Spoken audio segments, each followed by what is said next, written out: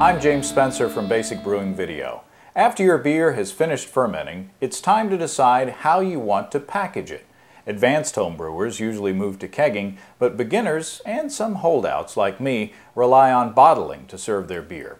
For bottling, you'll need a few pieces of gear. For instance, I highly recommend one of these. It's a bottling bucket, essentially a plastic bucket with a spigot at the bottom, which makes bottling a breeze. Just attach a bottling wand to the spigot with a short length of tubing and bottle over the open door of your dishwasher if you have one. That makes cleanup very easy. And speaking of your dishwasher, if you have one, you can sanitize your bottles in here. Just run the bottles through the dishwasher with no soap and use the heated drying cycle. The heat and steam are enough to sanitize your bottles. Otherwise, you can sanitize your bottles in sanitizing solution just like the rest of your gear.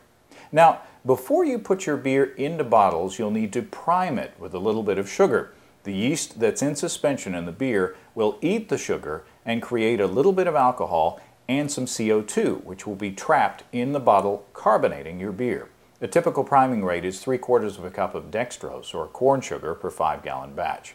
There are priming sugar calculators online to help you determine what amount to use for your batch size and desired carbonation level. Just boil the sugar in a bit of water or beer for 10 minutes to sanitize before adding it to your bottling bucket.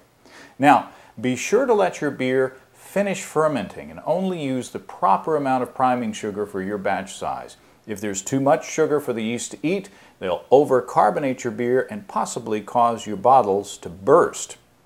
Now, to fill your bottles, turn on the spigot and insert the bottling wand into the bottle, pressing on the valve at the bottom.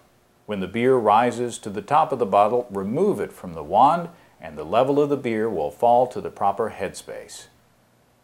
Now we've come to another piece of gear that you'll need, a capper. This is called a bench capper, but you can buy the two-handled model, which is cheaper but harder to use in my opinion. Simply put a sanitized cap on top of the bottle, pull down on the handle, and you're done.